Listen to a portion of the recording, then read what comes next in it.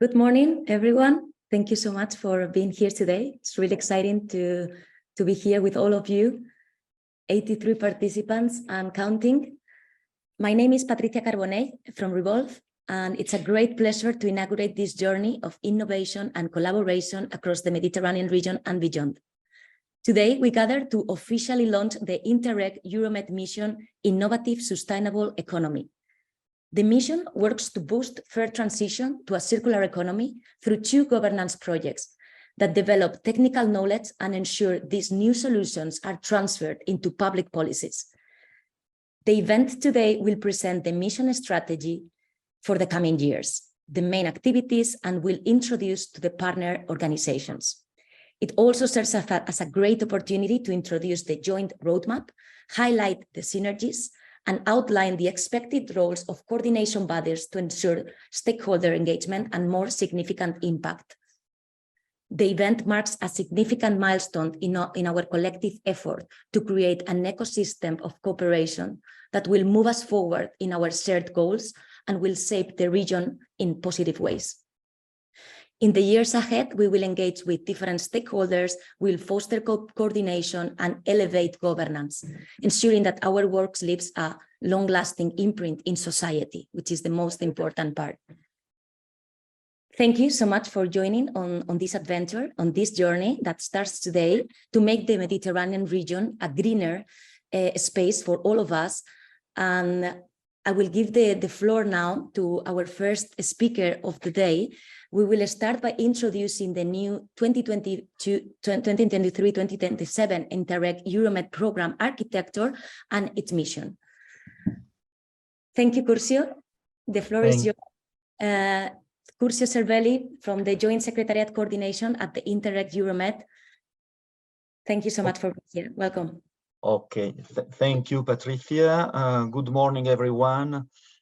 Thank you for joining us, and just for not forgetting that, I apologize. I will have to leave your meeting just at the end of my intervention for other commitments. So I'm very sorry, but it was difficult for me to match everything. So I have 10 minutes more or less to introduce your meeting of today. I have a quite general words for all of you. I was reading your messages of greetings, good morning, and it was really interesting for me to check the origin of the provenance of your messages of your countries. We are really in a very general, large spirit of governance and synergies, covering not only the Mediterranean area, but also outside. So it is a very first objective to reach as many persons as possible. So we started many years ago to think about capitalization and how to reach a better impact in our area, Mediterranean area, concerning the transferring of results from the territories. And now we are in a quite complex architecture after having experimented different typologies of projects.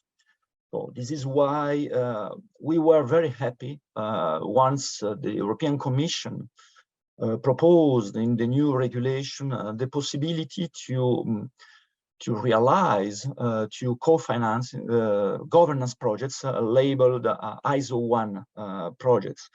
It's important also to underline that those projects are considered by the European Commission as strategic ones. So all of you are for Brussels strategic operations.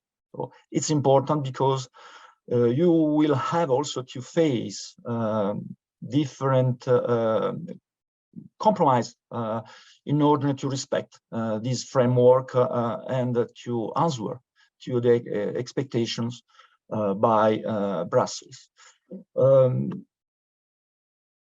For how to implement your projects, why we choose this solution. Many of you already participated in horizontal projects. Horizontal project was a very good experience for the Interreg Med program, but it was not enough. We thought about different mistakes from our part, managing authority in joint secretariat, or our difficulties experimented. And we thought in particular that the governance process has to be really focused and coordinated by the program itself. So now we have a new architecture supposed to be much more effective, to be much more operational. We thought about 4 different missions, not really linked with specific objectives from the regulations, because the difficulty was also to stick with your reality, the reality of the territories, in order to answer concretely to the expectation by the standard projects, in order to maximize synergies and cross-cutting activities. So the 4 operational: innovation, environment, green living areas, and sustainable tourism, would be in theory, I hope, much more flexible, free to operate, to create interconnection among all of you. This is really in respecting the target to receive inputs from the territories, to analyze solutions, to create synergies, and finally to transfer synergies, solutions, results towards the territories, towards the regional managing authorities, the mainstream thematic programs managed directly by the European Commission. So this new structure, architecture, framework would be much more in line, we hope, with your expectation, with your skills, competencies, in order to improve the process from the beginning until the end of the programming period, in order to offer the possibilities to all external stakeholders, decision makers, to take advantage of your work. This is the real and the much more important message I have for you today, and even for all other governance projects. We need to be able to apply your solutions, solutions from the ground, filtered by the governance projects and communicated outside. The new architecture is not only an architecture supporting your activities internally to the Interreg Euromed program, but we think able also to all of you to be in contact with external stakeholders, external decision makers, with international organization, with all the main organisms working in the Mediterranean area, to find solutions to our common issues, problems we have to face. In that sense, at the program level, and also to help you or to integrate your activities, future activities, we are working with other programs and with other organisms not really involved in the Interreg usual projects or activities, in order to create new networks or new friends, to have new friends to help us to work in this same area that we have to develop, the Mediterranean area, from Portugal, as you know, to Cyprus, not forgetting, this is a very important point, not forgetting the south shore of the Mediterranean area. This is why we are improving our links and contacts with the Union for the Mediterranean, the Interreg Next Med program, also with the West Med initiatives, and so on. So what is interesting for us is the fact that in the future, probably we will be able to work all together independently by our rules, co-financing funds, our label as program, as projects, as organism, to find, to share common solutions, to try to work jointly in these difficult tasks that we have to face mission by mission. So for me, the message I have today for all of you, knowing that we are going to work 7 years together, or all along the future, we are not in the future now, we are already in the present. This programming period of 21-27, we have time to think, to experiment, to innovate, to modify, to take on board new partners, new messages, new possibilities to apply different solutions in order to be flexible, in order to be able to answer to the expectations from the ground, from citizens, from the European Commissions, from national governments, regional authorities, local authorities, and so on. So it's a very difficult task. It's really challenging, but I'm convinced that we have the right architecture, the right partners. You are. We have the flexibility we need to adapt also rules to new scenarios that we will have probably in the future. So just to end my message, I anticipate, you already know probably, that we are organizing a very important event in Slovenia, in Ljubljana, on the 21 November, in order to discuss concretely, operationally, about all governance issues. So I hope we will have the possibility to see and to be all on site. It will be easier to discuss on that point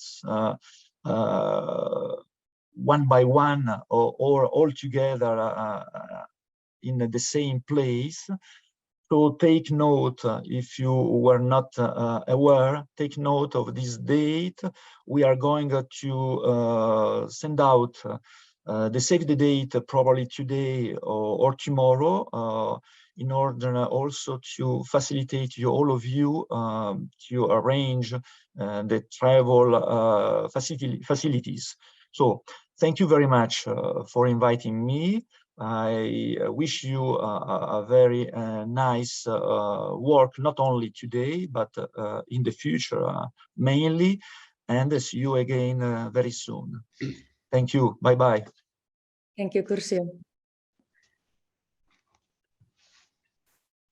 So let's continue with Patrick Wigert, team coordinator of Bilateral and Regional Environment Cooperation Unit at DG Environment, to discover more on regional cooperation for a climate neutral and resilient Euro-Mediterranean region.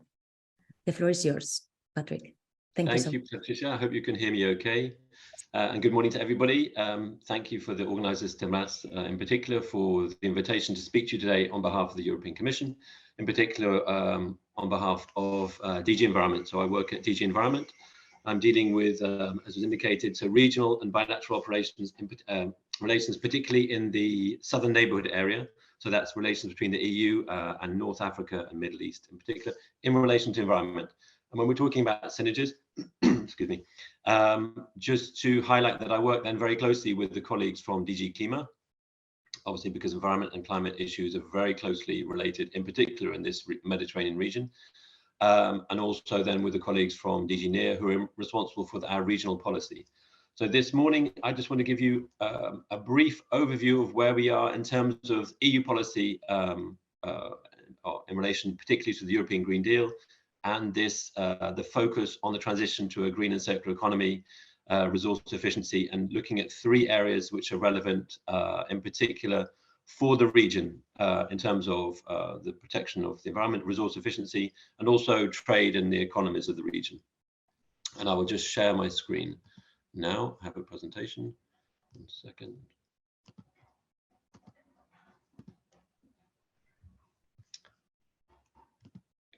I hope you can see that the presentation okay.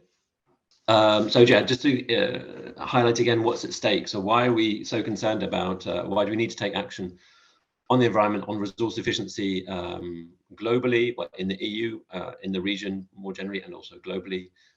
So as we're aware, we refer to the fact we're aware of the climate crisis that we refer to regularly, but we consider there's also a triple crisis, in fact, so a climate crisis, a biodiversity crisis, and also a pollution crisis, driven by the unsustainable use of resources, energy, and also with a link to the cost of living as well.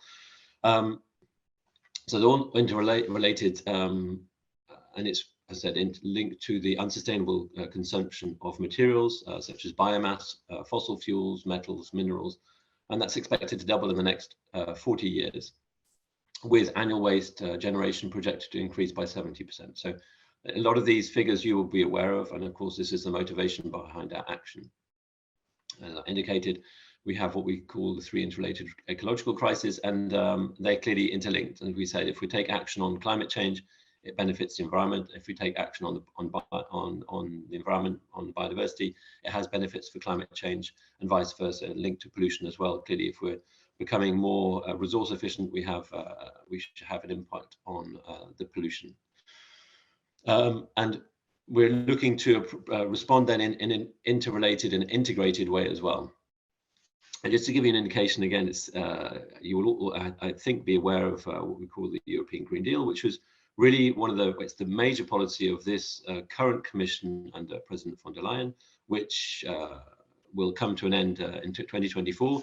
Obviously, there's a lot of legislation which either been adopted or is also under consideration. So we certainly envisage that the European Green Deal will be a priority of the future Commission as well, so from 2024 onwards. European Green Deal is something that we refer to, I say, regularly, but I think it's important to highlight that it covers a number of different sectors and policy areas. So it's not just to do with environmental protection. I think the critical element is the fact that it's integrating climate and environmental concerns into, what the objective is to integrate that into broader policy areas, such as obviously energy, transport, agriculture as well. And as we're aware, this can be very challenging. But today in particular, so I'll focus on the work that has been going on in DG Environment, in particular in relation to policy and legislation that we're responsible for. these are the points I've been making. That's gives the overview of the European Green Deal, as I indicated, showing the different sectors that it relates to.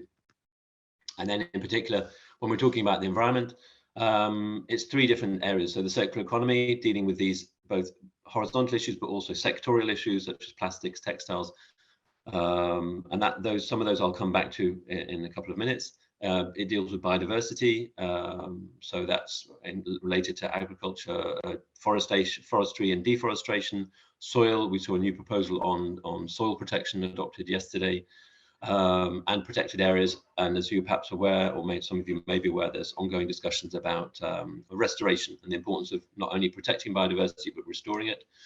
And then the third pillar is also related to pollution, this objective of zero pollution. So that's in relation to emissions, etc. Emissions to water, air. So I will focus, as I said, on circular economy, because obviously that's the main area of interest of this group, I think. And I've indicated already that the need for a circular economy is linked very much to the fact that obviously resources are finite, and the way in which the unsustainable use of resources leads to CO2 emissions, or is linked to CO2 emissions in a very significant way. Also is linked to biodiversity loss. And clearly, given the finite resources available to us, we need to shift to this circular economy approach rather than a linear approach. So the objective, obviously, of circular economy within the EU is to change the way Europe consumes and produces. As I said, there's the horizontal approach for making sustainable products the norm in the EU, empowering consumers and public buyers, and investing in sustainable production processes. And then there was also a focus on key value chains, some of which are listed here. So electronics, batteries and vehicles, packaging is a significant area, plastics, textiles, construction and buildings, and food, water and nutrients. The important element I want to also emphasize is that not only is the EU looking to act at EU level and also with its neighbours, it's also looking to have action or have ambitious but achievable targets at global level, because obviously it's recognises the fact that there's the EU is a significant actor, but also in order to change and to change the way we use resources, we need to have a global approach. One example is this ongoing discussions about a UN agreement for plastic pollution, to have a binding international agreement by next year, 2024, on plastics, which is due to have its next meeting after the summer. We have the Global Circular Economy and Resource Efficiency Alliance and other activities as well. But as I said, the idea is to engage both within the EU and also at international cooperation level.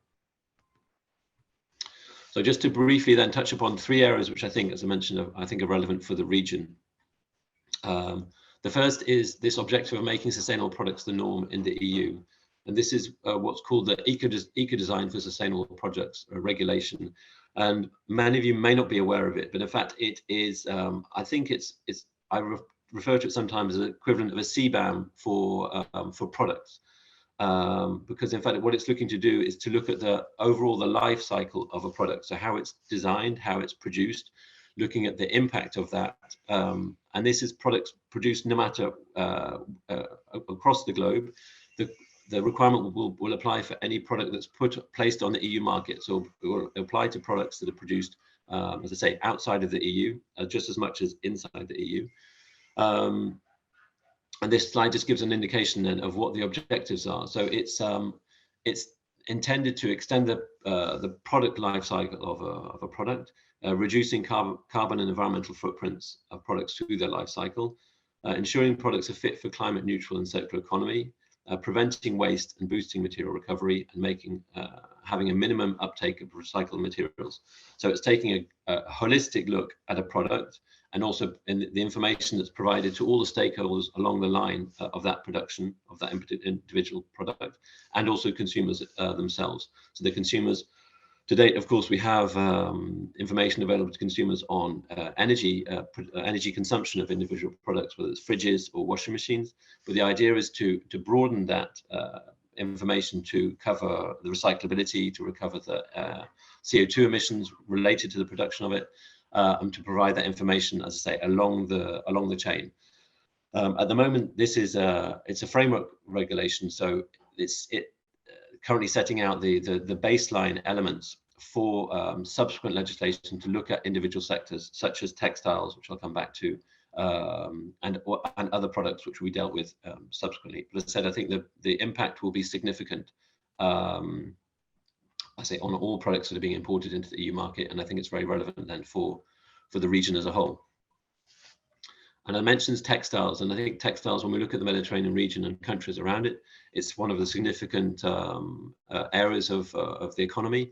And it's also been identified as having a significant impact on the environment, both in terms of water use and in terms of CO2 emissions.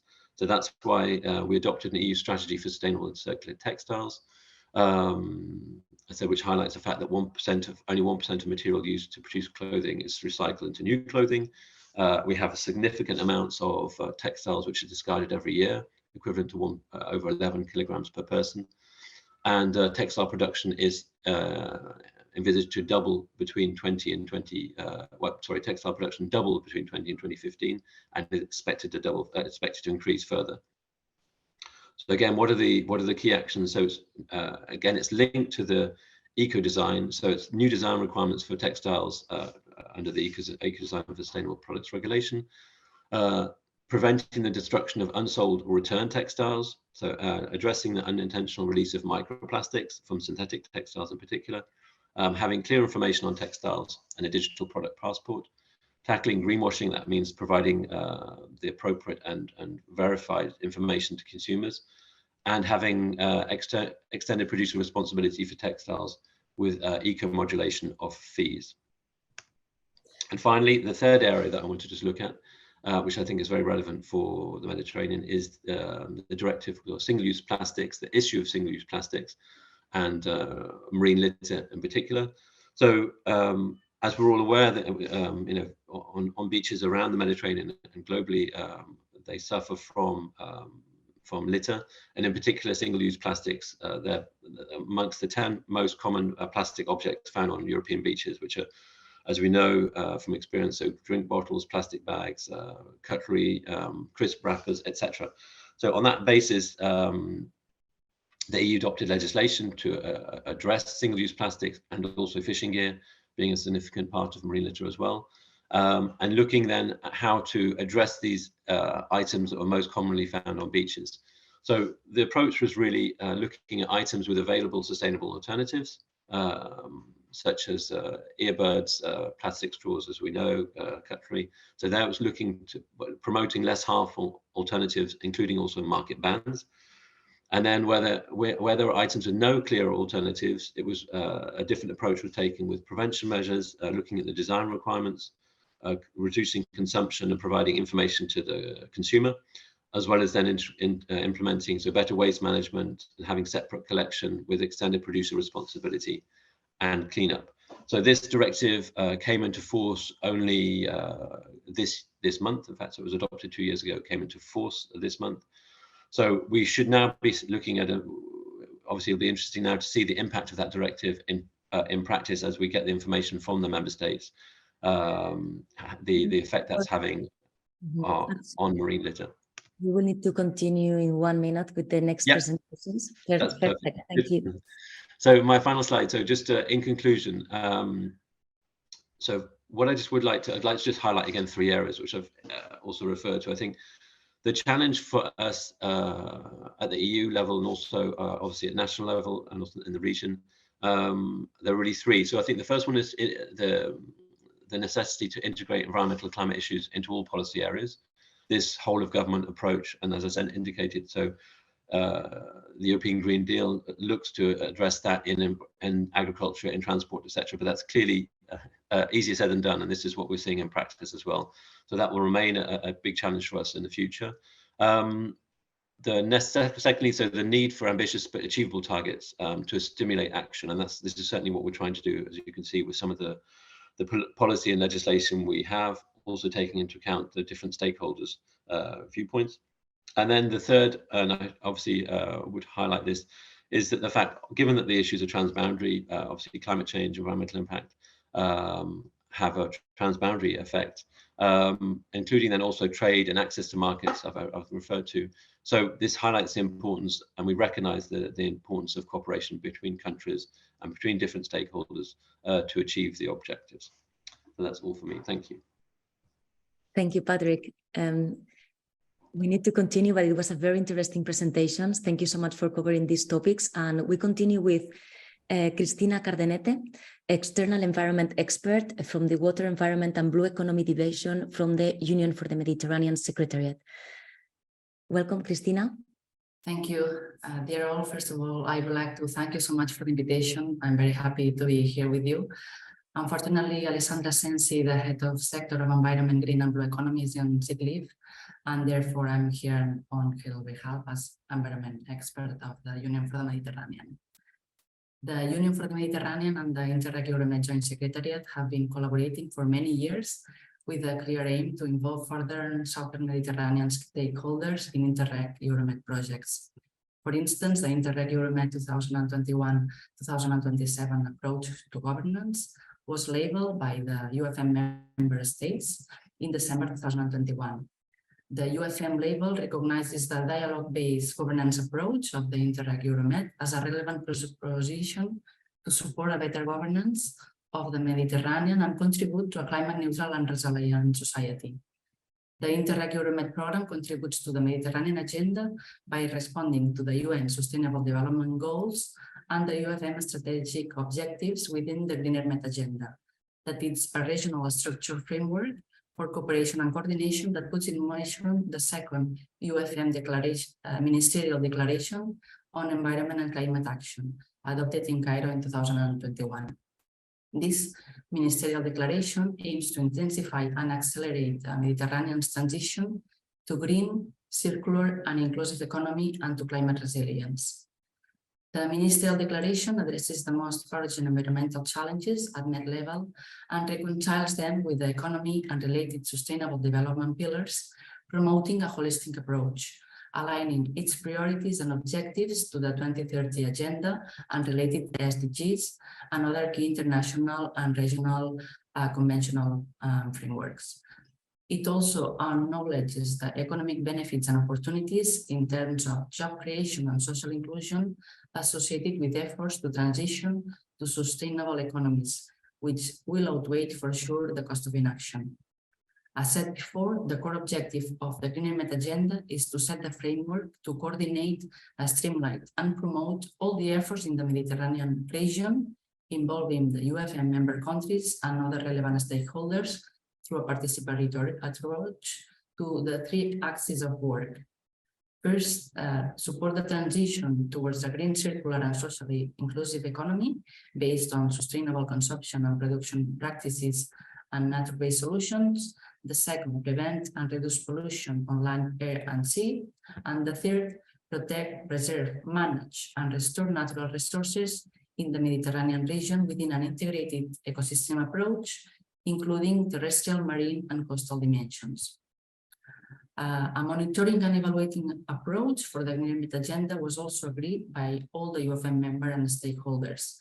The objective was to track progress of the Green Med agenda implementation and to assess short and long-term results and the contribution of the agenda to the SDGs.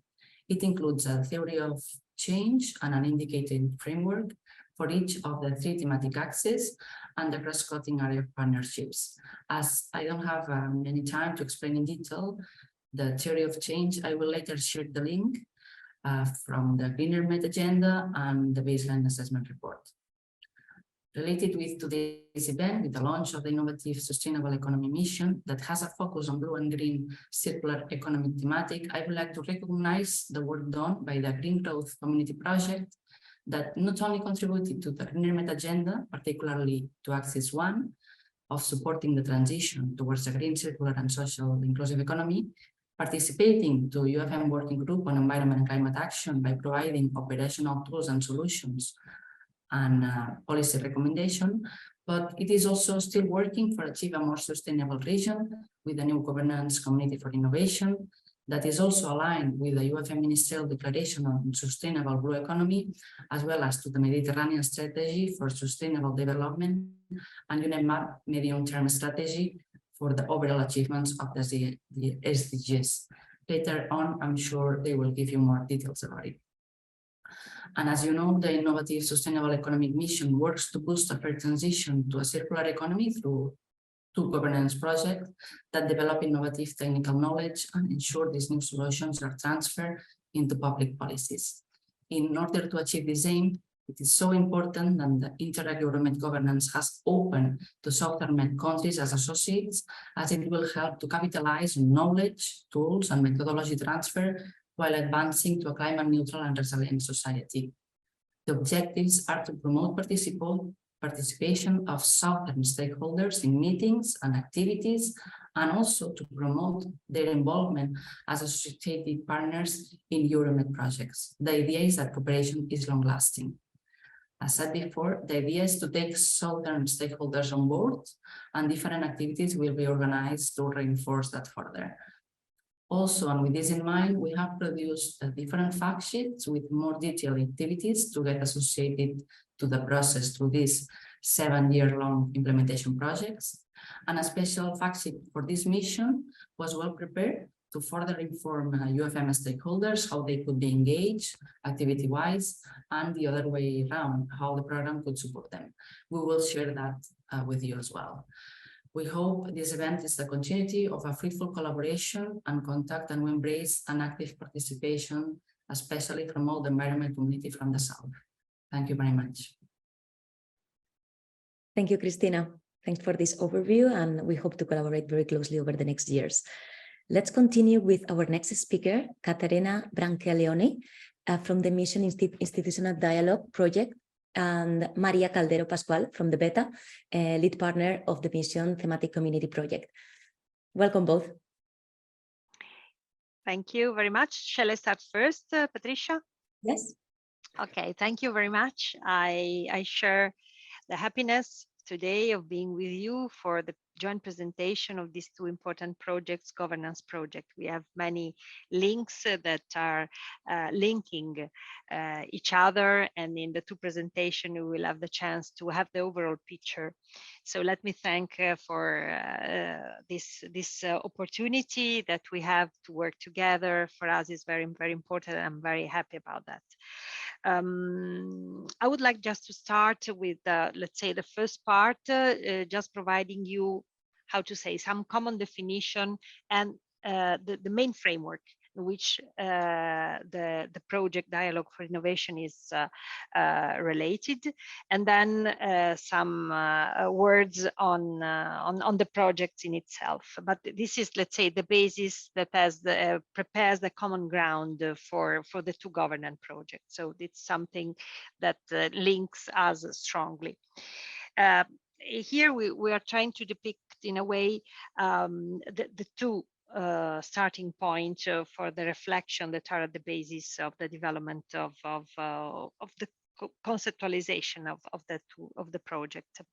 On the one side, territorial governance. So if we should try to provide a definition of territorial governance in some easy words, it is the capacity of putting together the different actors to work together on common priorities that a collectivity would like to pursue all together. So we have the aim, ambitious, to provide a better territorial governance, to have the final goal to maximize the territorial impact of the different policies.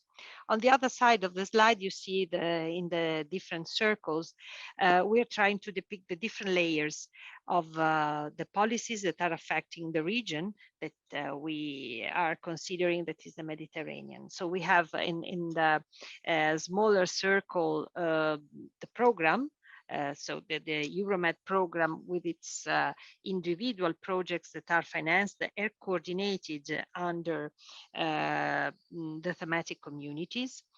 The need of coordination, the second layer, which is related to all the different programs under the Interreg umbrella that are affecting the area. For instance, we as a region, we are managing authority of another program affecting part of the Mediterranean, that is Adrian. And then we have also the level of intersection between, let's say, Interreg programs and cohesion policies. As a matter of fact, they are in a way embedded, and also the interrelation between cohesion policies and the other European policies, for instance, the environmental one that have been presented by the colleague of DG Environment before me. So what is the main challenge is how we can work at the different scales of these different layers to promote a stronger territorial impact and supporting the territorial governance. If we go to the next slide, please, we see similarly how much the overall picture is complex. You might understand it very well from another point of view. This point of view just shows us what are the needs? What are the needs and what could the two projects provide to overcome the gap that is still existing between the transnational initiatives on the one hand and stakeholders on the ground and the projects that are implemented on the ground. How can we do it? We can do it mainly in three ways. On the first is helping the variety of Mediterranean institutions, but also initiatives and strategies that are promoted at territorial level, and try to reach the largest numbers possible of stakeholders.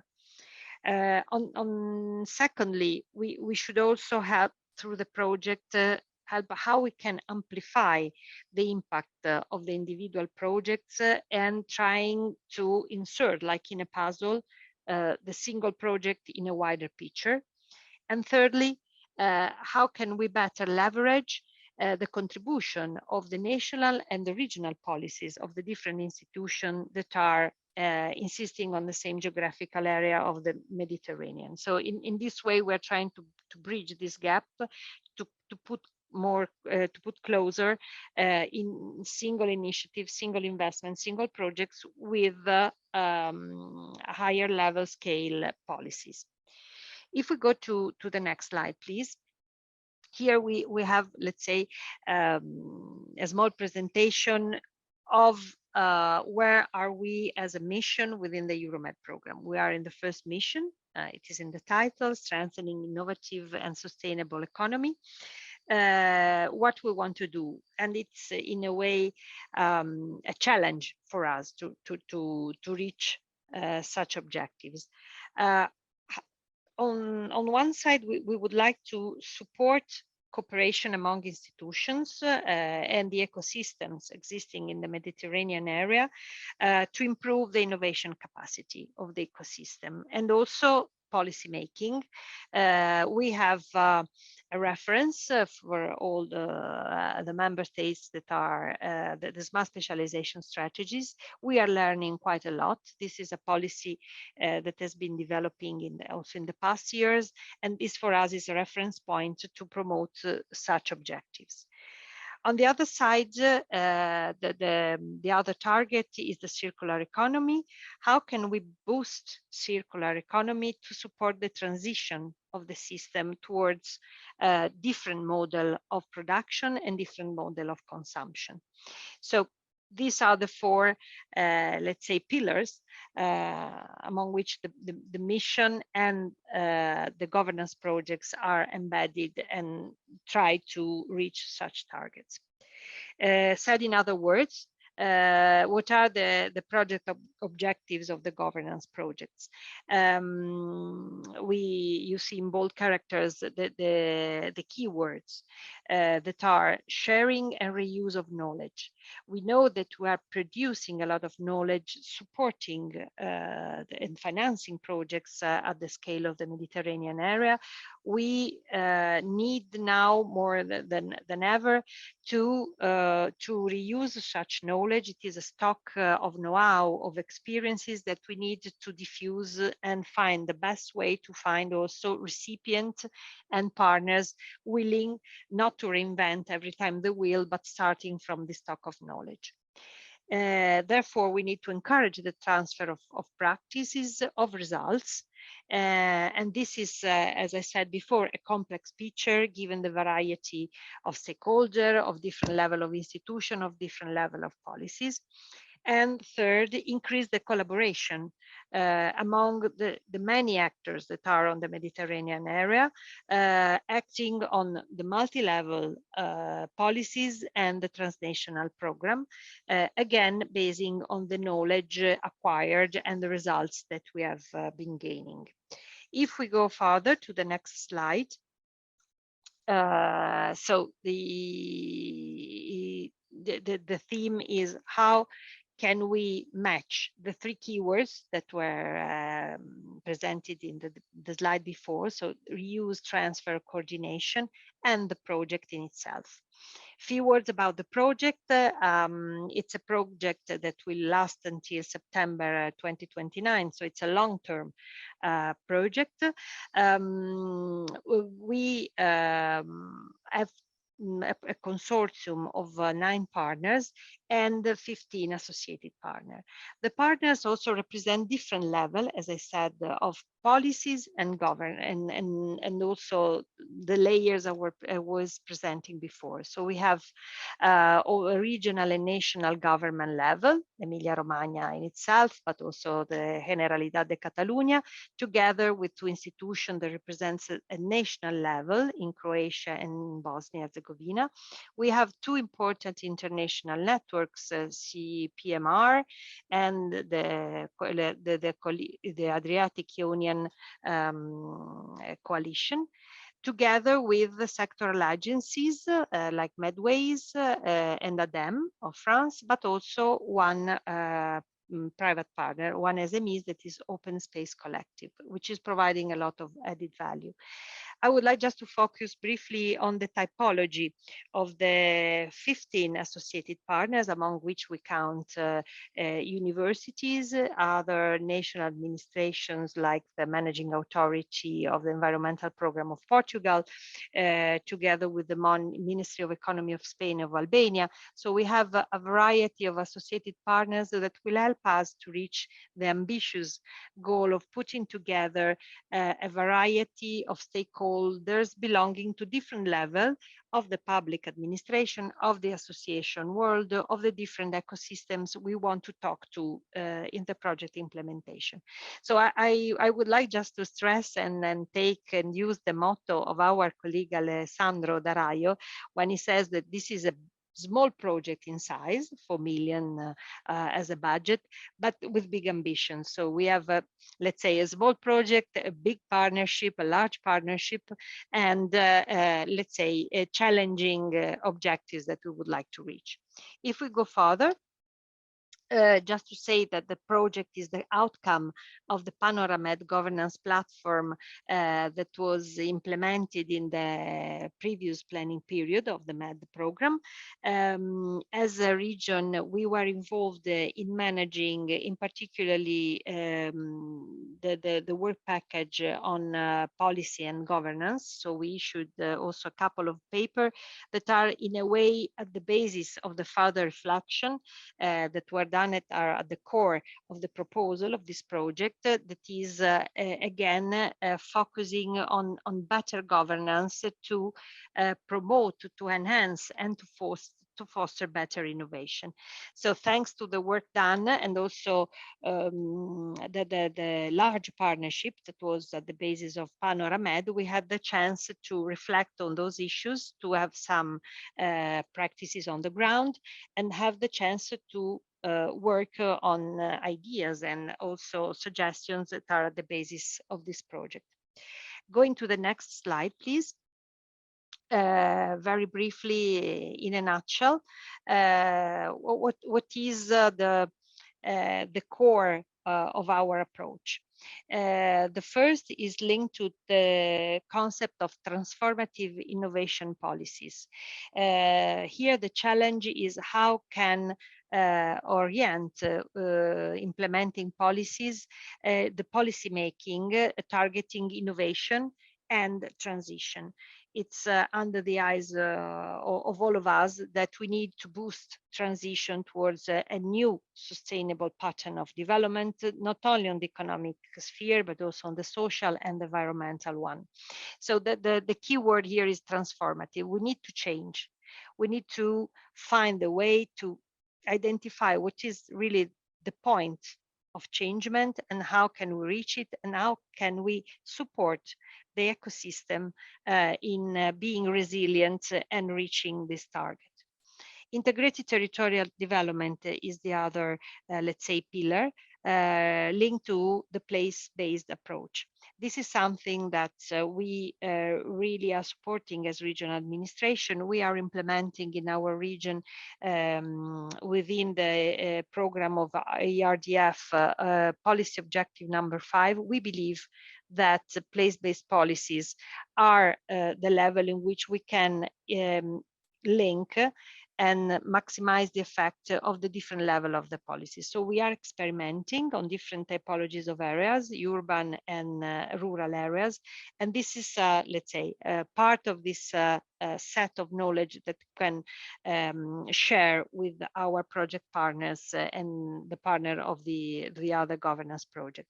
And then multi-level governance. Multi-level governance is, it's a big challenge because as we have seen, there are many levels of implementation of the policies.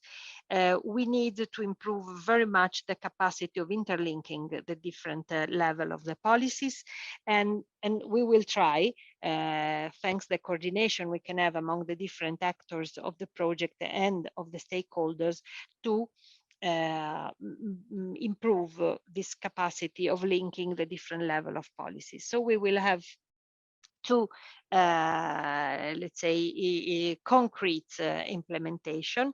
One is the territorial action through the TIPL, and Tatiana will let us know better about this in the next presentation, and the networking at Mediterranean scale. So this is, again, as I said, something which might sound ambitious, probably it is, but we really believe that these are strategic aspects that we need to tackle all together, trying to reach together those goals, putting our efforts together to have, let's say, a concrete transformation and a changing in the policies we are implementing in such a wide area with so many different stakeholders. So we hope, I count on the collaboration of all of us to try to reach those targets. Thank you very much, and I think Maria will be ready for the next presentation. Thank you very much. Thank you so much, Caterina, for this mission introduction and the overview of the institutional dialogue project. Also to recap, this clear idea of one mission, two governance projects. So now I will present you the thematic community project. But just first of all, briefly, I am Maria Calero, project manager at Beta Technological Center in the Governance for Sustainability area. And yeah, this thematic community project wants to work out through this bottom-up cooperation approach, embracing the know-how of the on-the-ground activities, as Curcio has highlighted, on the field of innovation for sustainable economy, developed by these thematic projects from the program. Also, the consortium is integrated by 10 partners from 7 different countries: Spain, France, Italy, Greece, Bosnia and Herzegovina, Bulgaria, and Belgium. And Based on the nature and expertise of the partners, they are strategically more involved in the presented main objectives of reuse, transfer, and coordination, also as Katerina has highlighted for the dialogue.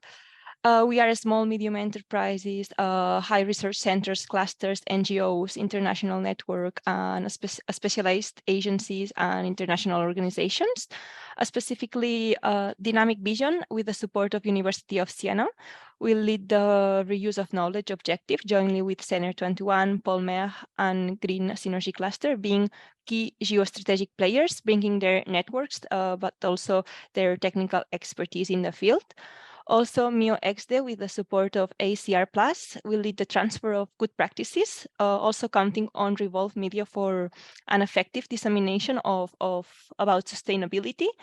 And Beta Technological Center, ourselves, being project lead partners, will be leading the coordination between the internal consortium as well as the external stakeholders, and counting with the support of MedWaves, being the main connection with the Barcelona Convention and UNEP MAP activities. And as you can see, also Katerina has stressed this, it's a 7 years long project with around 5 million euros of total budget. And we also count with 13 associated partners with expected adopted different roles that will be explained later. And within this context, also the thematic community project of this broader innovative sustainable economy Euromed mission enhance the legacy of the previous one from the 14-20 program, mainly building on the previous green growth community, which promoted green and circular economy in the Euromed region. And it was organized within 17 projects grouped with 4 focus areas and thematic working groups, connecting also the quadruple helix. And we organize different participation in key EU events, seminars, workshops, and producing knowledge on circular economic practices and synergies.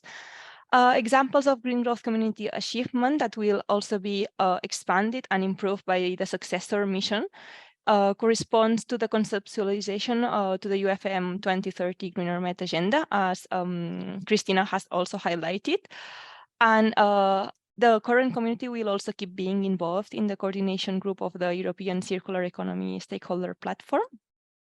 And other examples are the development of white and policy papers, connecting local actors through stakeholder engagement workshops, mainstreaming of project results through specific webinars and tailor-made encounters, as well as the co-development of Interreg Euromed Academy.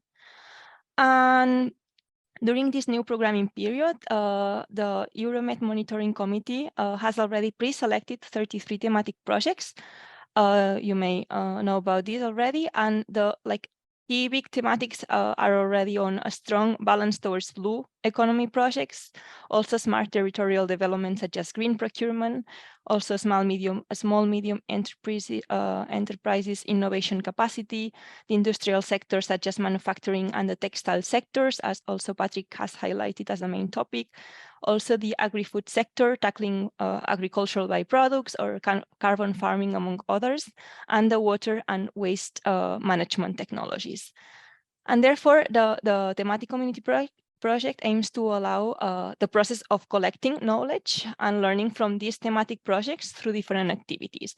And some of them are shared and co-developed with the institutional dialogue project. As Katerina has said, now our colleagues will better explain these joint activities, but some are other specific ones to each specific project. And for example, for the thematic community project, we will also develop an observatory of innovative sustainable economy practices, also monitoring and analyzing relevant publications to actively disseminate novelties in this sense. Also, peer review of key outputs, analysis of outputs potentialities and contributions to SDGs by building an interactive catalog of solutions, including the past, but also the upcoming good practices, organized by categories and prioritized challenges, and considering the different perspectives to make it user-friendly and to be used for a wide range of different stakeholders.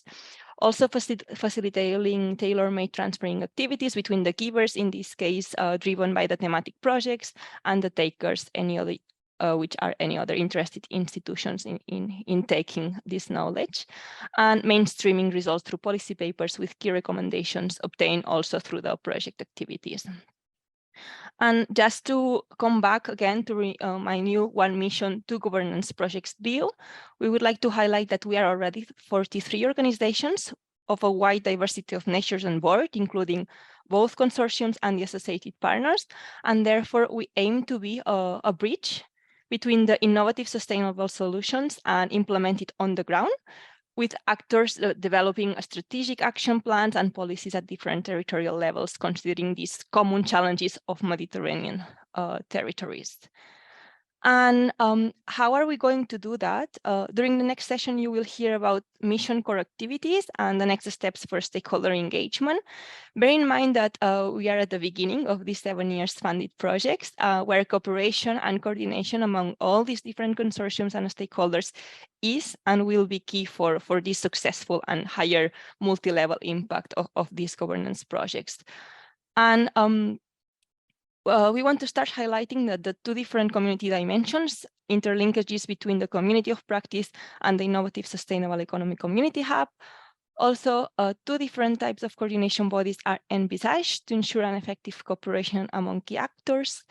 Furthermore, an open monitoring platform will be created to visualize and monitor collaboration networks and innovation projects developed across the Mediterranean.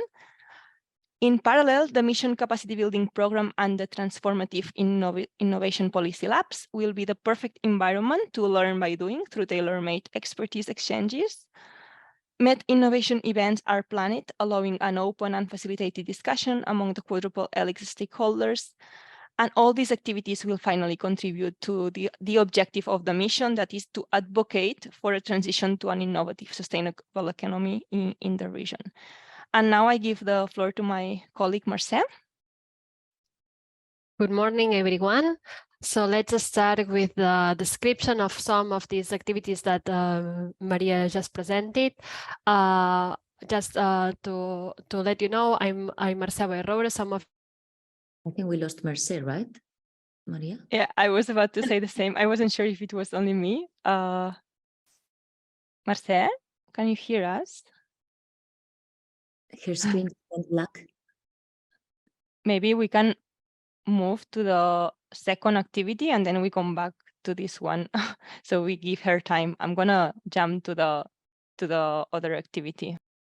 Okay, perfect. Thank you, Maria. Maybe Nuria, are you here? Maybe you can Okay. jump in. Okay, thank you.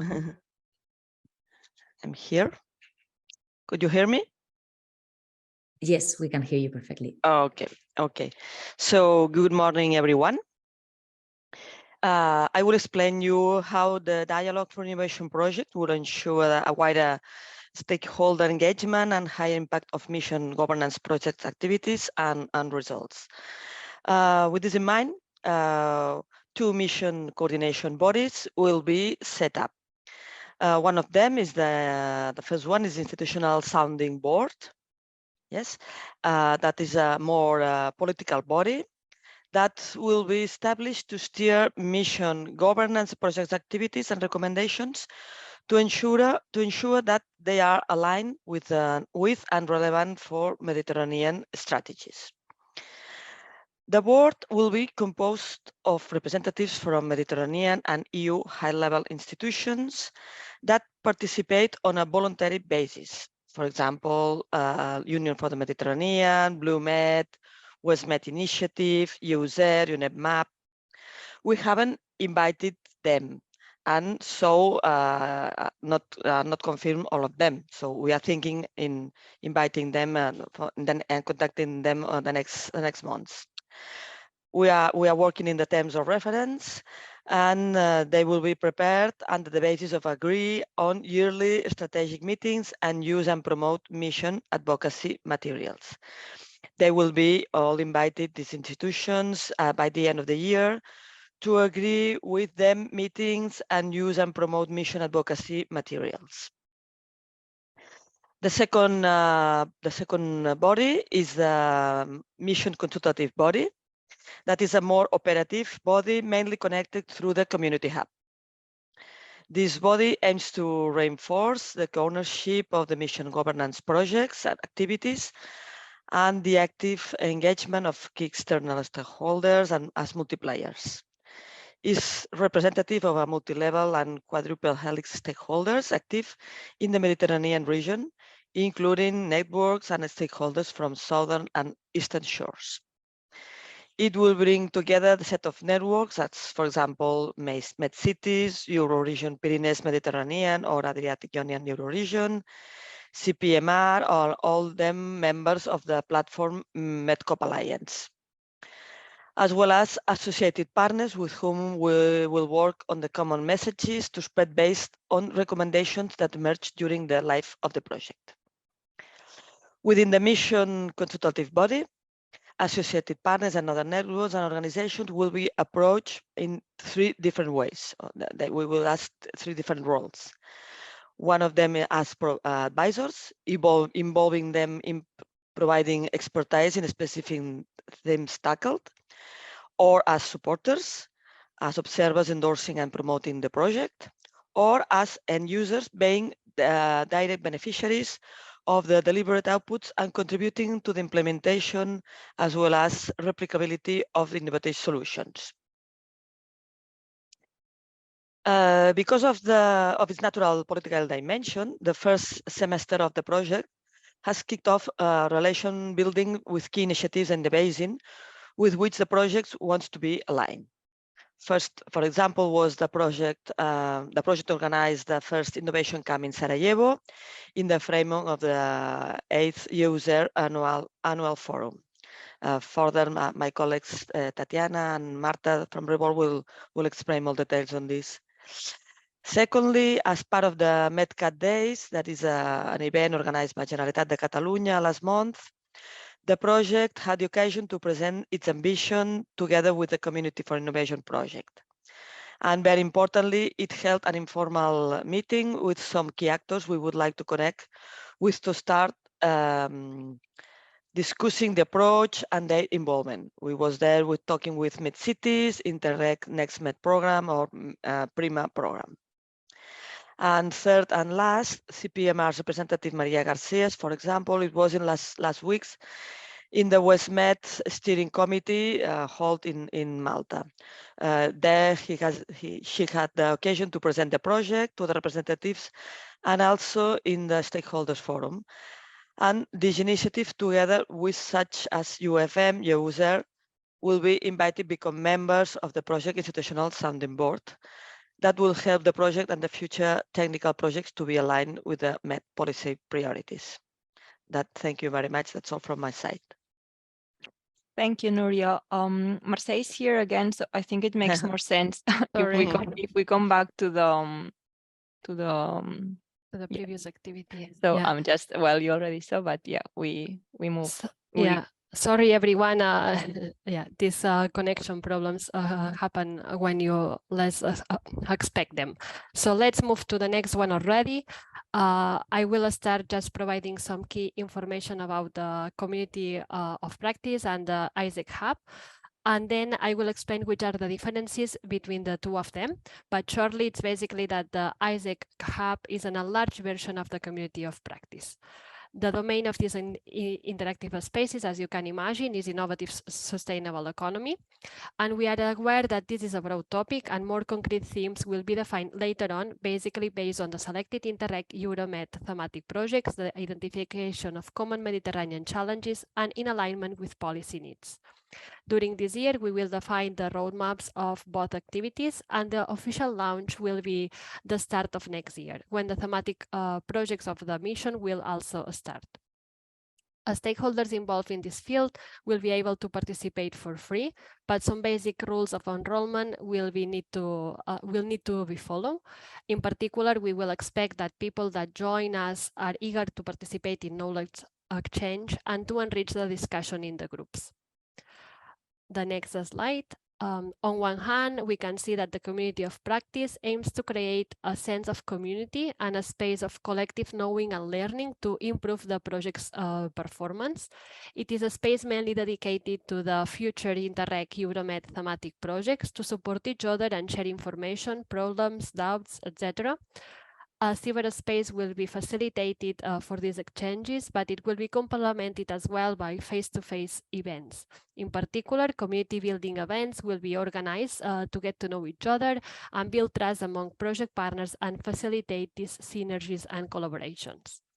On the other hand, the objective of the Innovative Sustainable Economy Community Hub is to create a mission's larger multi-sectoral community space to support and connect the Euromed critical mass, acting for a transition towards an innovative sustainable economy.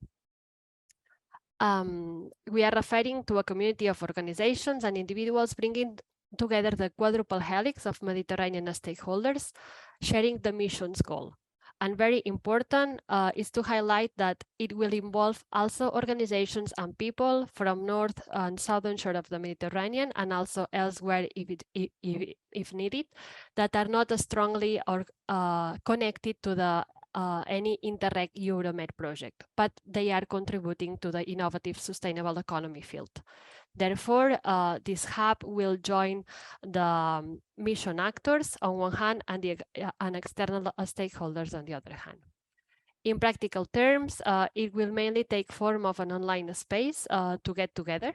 And we think of it as an interactive place where the people involved can interact among themselves and not only a unilateral relationship between projects and followers.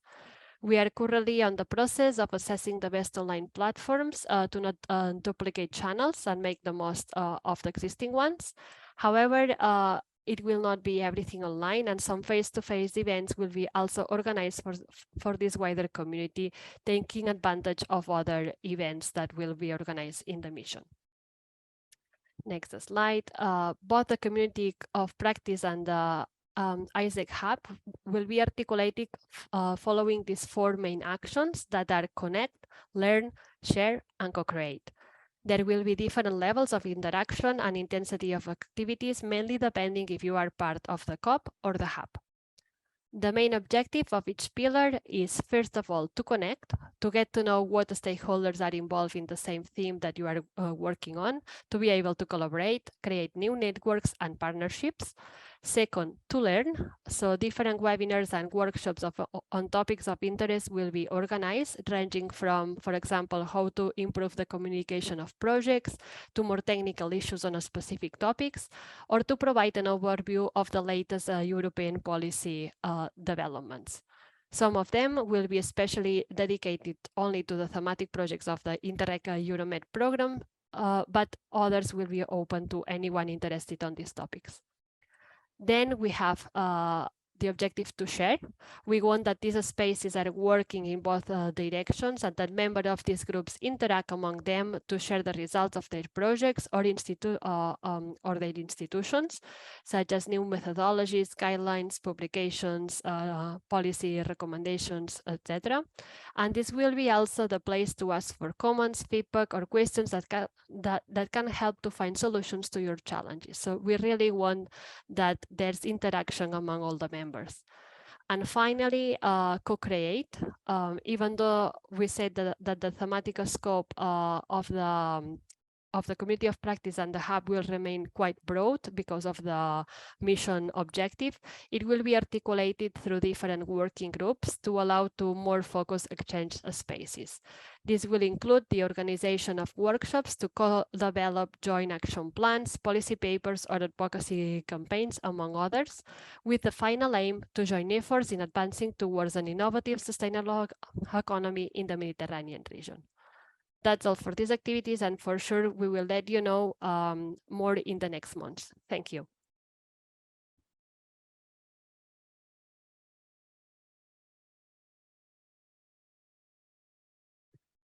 Thank you, Mercè. I think we can give the floor now to Tatiana Fernandez. Yes. Hello, good morning. My name is Tatiana Fernandez. I'm working at Generalitat de Catalunya, the Catalan government, together with Núria.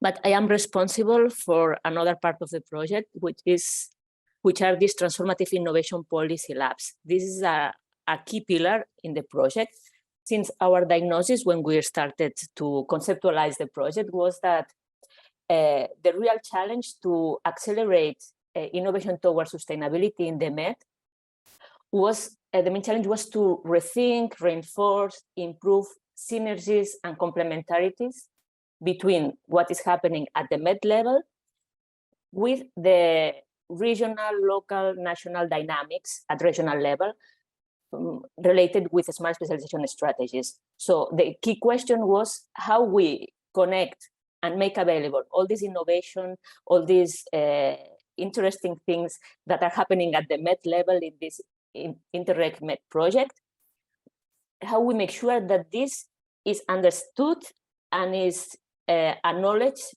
and is incorporated in the regional, local, national dynamics. So to do that, we need some kind of spaces that make possible that this interrelation happens, and we need to experiment. For that, we need, first of all, a conceptual framework. How are we going to work together? How are we going to connect the Med projects, the Med innovations, the Med results with the smart specialization strategies, with the needs, with the dynamics at regional, local, and national level. So we need conceptual frameworks to develop a methodology, but most important, we need to implement, we need to experiment. And these transformative innovation policy labs are going to be this space in which we are going to make it work, that regional and local authorities work together with the results of the Med projects and acknowledge them and engage them in different kinds of interactions. And for that, it's very important to work on capacity building of public administrations. And that is one of our main challenges in this project with the transformative innovation policy labs. So the next slide, please.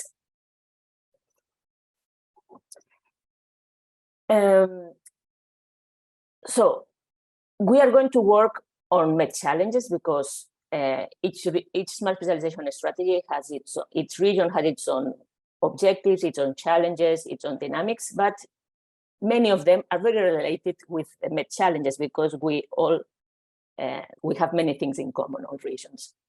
So it's important that at the Med level, we identify which are these challenges that are relevant for many regions, and then how we can work at regional and local level on these challenges.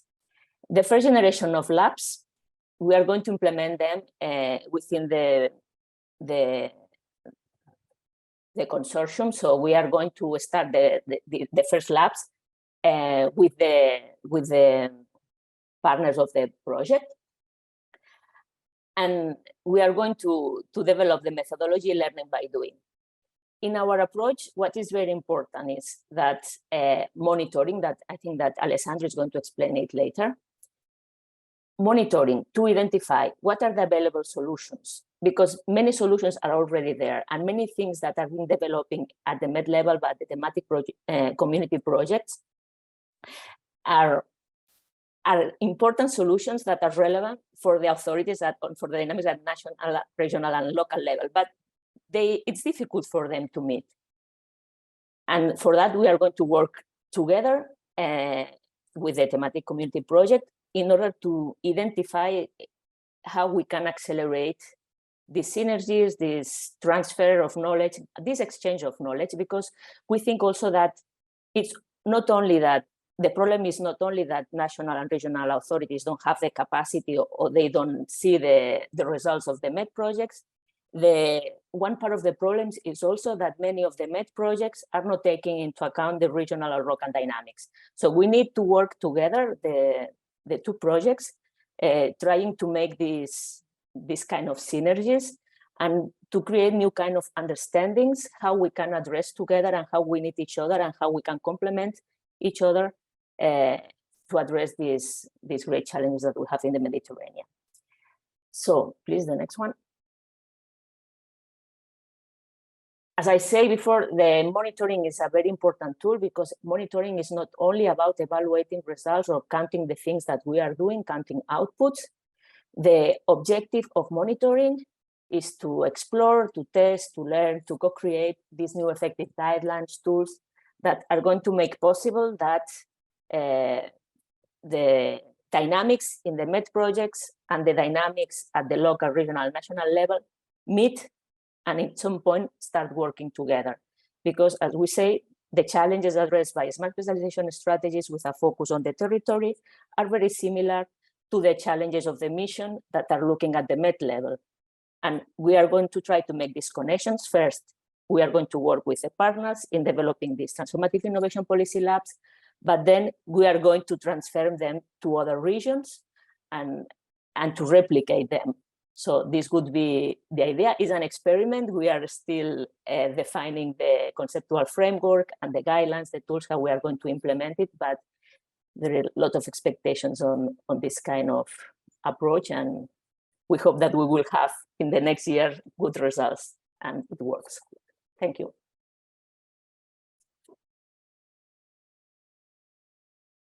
Thank you so much, Tatiana. Maybe Haris, Yes. want to go ahead? Hello, everybody. I hope you can hear me well.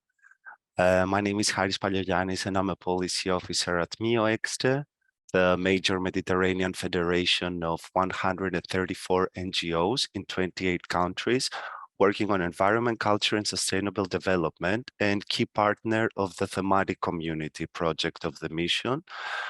And MIOEXTE will be co-leading the transferring activities of the mission. I will briefly present to you the capacity building program. There is an overall agreement that, as we heard in the beginning of the event, along with technological innovation and policy frameworks being in place, access to finance, in order to make a green and fair transition to circularity actually happen, this will require that the right mindset and skills are in place.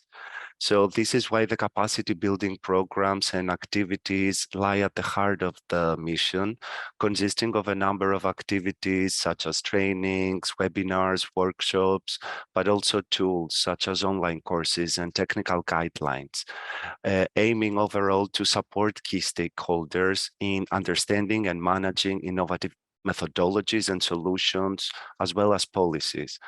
And this way encourage their uptake in the entire Mediterranean, north and south, but as well beyond the Mediterranean region, in order to turn them into real practices at local, regional, and national levels by facilitating their replication based on the sector's need, but also common priorities for the Mediterranean.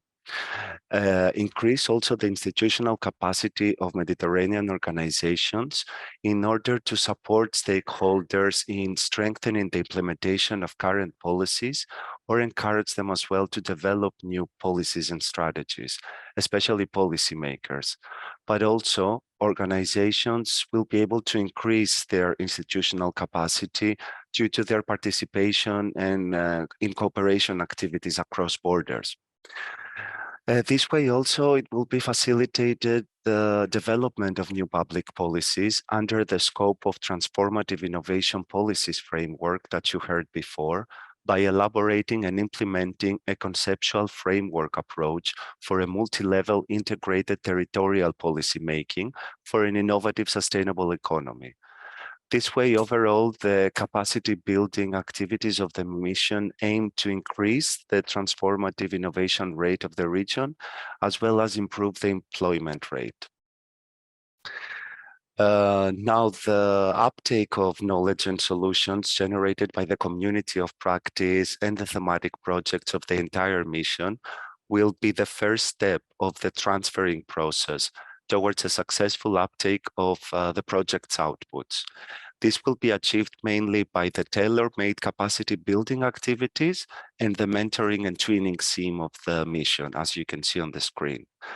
More specifically, targeted capacity building activities will be developed Firstly, for the partners of the Interreg Euromed thematic projects, which will be tailored to their needs, especially focusing in fields relevant for the mission, such as communication and dissemination, circular economy, but other EU and Mediterranean trending topics and policy developments. This way, capacity building activities directed to the thematic projects and the partners will be performed with the overall aim to increase their communication abilities and the use of innovative tools and storytelling techniques to translate the technical knowledge that they possess to an easy to understand language. A second group will be key target groups of the mission, especially BSOs, NGOs, and public authorities, to enable interested stakeholders to become full-fledged takers and acquire the competencies to capitalize on the outputs that they will be produced by the thematic project. And lastly, capacity building activities for aiming mainly at decision and policymakers for transformative innovation policies will also aim to empower a group of mission ambassadors who will be selected in a transparent and inclusive way across the Mediterranean, and who will aim to further spread the capacity they gained in their respective professional environments. Now, participatory approaches will facilitate the balance between the needs of the participants, but also the experts' knowledge. So the format and the content for these activities will be diversified as per target group and level of intensity and advancement. The series of tools such as guidelines and recommendations and tailored activities such as trainings and workshops will be developed and will be both transversal and challenge specific, online to maximize their outreach, or also face-to-face when possible to organize together with other physical events of the mission. On the other hand, on the screen, you see the mentoring and training theme of the mission, which will be designed for givers, who are actually the partners of the thematic project, to work together with takers, who involve any stakeholder interested in capitalizing on or replicating the results of the thematic projects. Now, emphasis will be given to the involvement, the inclusion, and the engagement of the Southern Mediterranean countries. And this will be the place also for stakeholders to share their experience and best practices, advise them to explain the do's and don'ts, and avoid mistakes to be repeated in the implementation of such solutions. These professional exchanges will happen online and in person, back to back with other events when possible, and also site visits. Some takers will also be able to benefit from mentoring by experts who will guide them via one-to-one meetings for a successful transfer at operational and more technical level. The thematic community project of the mission will act as facilitator and matchmaker, and the identification of the potential takers will be performed during the development of the various activities of the mission. Lastly, now I would like to close by sharing some of the next steps of the capacity building program of the mission. A yearly training plan and containing the subjects, contents, and formats of the training program, meaning the skills and the fields to focus on, will be elaborated at the end of the preceding year. And this plan will also define how the capacity strengthening activities could complement other key activities of the mission that you heard previously, such as the Euromed Academy and the Med Innovation events, and complement them either by content or by format. An assessment of learning needs of thematic projects and target stakeholder groups will also be performed on a second phase.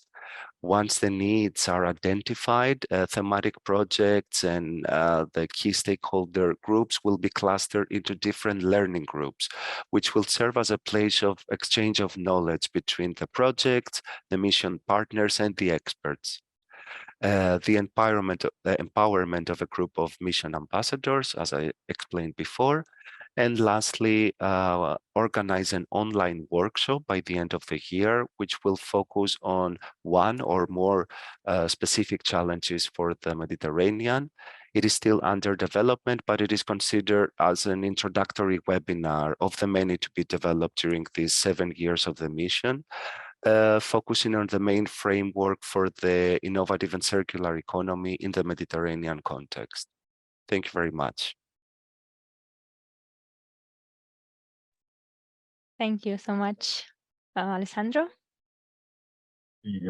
Yes, good morning, everyone. I'm Alessandro De Raio. I'm the project coordinator of the Institutional Dialogue Project, of course, under the precious guidance and control also by Caterina that spoke before. But now let's say I'm going to talk on a very specific activity of the project. So that is also developed with the thematic community and especially with dynamic vision. You learned now, no, as governance projects, of course, there is a lot of amplification and networking. So one of the key activity is the creation of a let's say stakeholder database in order to have a view, no, of the stakeholder to be involved in the different activities. So in a way, this is more we can say an internal supporting activity that is crucial for the effective implementation of the project. This will be mainly made by the thematic community, so by dynamic vision, and it basically consists in this creation of a user-friendly database to map the mission stakeholders, taking into account also, because Curzio explained you at the beginning of the meeting that in the program there are 4 different missions, and some of the fields are in a way overlapping because we are all, let's say, working on this broad picture of the transition towards smarter and greener Mediterranean. So let's say also, of course, the interaction and the stakeholders can be in a way similar and overlapping. The main goal of this stakeholder database is optimizing conditions for knowledge sharing and synergies, as it was already mentioning before. Our 2 governance projects are mainly bridging, let's say, initiatives, and of course, we will work mainly to favor this knowledge, to this sharing of knowledge, and of course the uptake of the knowledge, and therefore the other great objective of this activity will be the supporting of the transferring and mainstreaming process. So basically, we need to identify the stakeholders open and interested to uptake the positive solution that will be developed by the project. Of course, the database will be, let's say, all stakeholders will be profilized because, as you understood, the scope of the mission is rather large. So let's say there is not only one group, there are many kinds of different interests. There are also different areas covered by the mission. We always say green, blue, and circular economy, which are already 3 main large different fields. And of course, there are many economic sectors introduced, and of course, stakeholders will be also profilized according to other cost-cutting themes, like all supporting conditions for innovation. For example, usually finance is something very important, but also the all solution that has working the 4 LX stakeholders together. Let's say our ambition, sorry, if we go to the next slide, our ambition is also to go beyond, let's say, the Interreg program group of stakeholders, and also beyond the networks we already have, which are quite large. Now you have seen the partners are very large, so indeed many stakeholders are already in our radar, but we want to go beyond, and especially we want to also provide an evidence base that could be useful to other policymakers, to other actors, to understand what is happening in the Mediterranean, in the area, in the field of the mission. So one of the tasks that will be do, so one of the tools that we will make available for all stakeholders in the area is the creation of this evidence base, basically a monitoring tool of all innovation projects happening in the Mediterranean level, let's say, so not only the one funded by Interreg. There are many Interreg programs, and actually we still do not have a very clear mapping of what is happening, what these projects are doing around Mediterranean, but there are many other programs at European level. The colleague from the European Commission was talking from DG Environment, but of course, when we talk about innovation, Horizon Europe is the largest, absolutely, program from the European, let's say, funding on this kind of area. So we want to create a database leveraging on the possibilities given by open data and of course now machine learning, other facilities, techniques to manage the data in order to have a more objective knowledge of external stakeholders. So what are doing the others outside the program? Basically for two main objectives. One is, of course, supporting the enlargement of the mission community and the networks, so activities that we already were described before, but also, and very importantly, to support the awareness, the knowledge of policymakers of what is happening. So which are the projects, the solution, and who are the actors more active in collaboration across the Mediterranean region.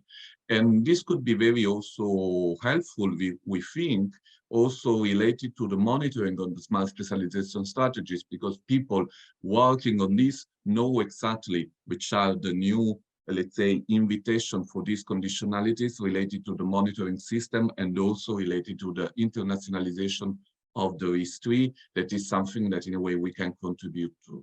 Basically, what the ambition that we have is to create this tool that would, let's say, in a way, visualize the clusters of innovation projects, let's say, the cluster of collaborative innovation projects. So, of course, we cannot map all activities happening locally, but at least the one funded by European and other international programs, to encompassing cooperation of actors from different countries, and maybe more important, the collaboration networks, which are, let's say, carrying out these projects in order to understand who are in each field, in each area, in each thematic, the main actors collaborating that could be maybe for us key actors to involve in the mission. We also have the ambition to link this, and this is something that is transversal to the mission, to link this to sustainable development goals, because now we have some sort of polar star in the approach that is related to sustainable development. We will see if it will be possible then to maybe to scale up this system, if working, if it will be considered worthy also to scale up to other missions in order to broaden the coverage and really have, let's say, a large picture of what is happening. Okay, that's all from my side, I think. Thank you very much. Thank you, Alessandro. Now, Marta. Hello, everyone. I will present the Med Innovation events, which is one of our main activities as a mission, I would say, in terms of like gathering the community and bringing all the stakeholders together. We can go to the next slide, Maria. So as you see, the Med Innovation events are like, as I put it here, like two sides of the same coin. So on one side, we have the Met Innovation Camp, which was already mentioned before, I think by Tatiana or Nuria, and the Met Innovation Days, which have not happened yet. But these two events will complement each other, let's say.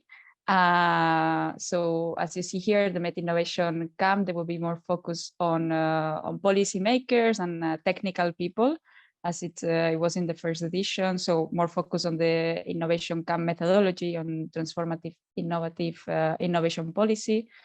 And the Met Innovation Days, on the other hand, will be more focused on citizens and not non-technical audience, to create like more focus on the creative environment and a more artistic, let's say, kind of event. But they both will work towards the same goal, which is creating a shared understanding of the challenges in the region and how we can boost and create synergies to create more sustainable economic practices in the Mediterranean. So what you see here on the right, just one second, Maria, it's a recap, I would say. So it will be a 2 days in-person annual event, and each edition will happen in a different Euromed country. So we will also with some online part of it, and to integrate the Southern Mediterranean. And yeah, it will be a momentum builder for the community. And in the next slide, just did a short recap of the first innovation camp that happened in Sarajevo in May, which was, as I said, like, I mean, the beginning of the innovation camp, but still we haven't had like these two events happening together. But this was a first exercise of the community, like putting all the knowledge together. So it was a 2 days event held within the framework of the user forum in Sarajevo, and it, well, participants were introduced to this methodology, and I mean, I know it was a successful event with a lot of hands-on work. So that's the spirit, and that's what we will be replicating and yeah, like maximizing, I would say, in the coming years. So stay tuned.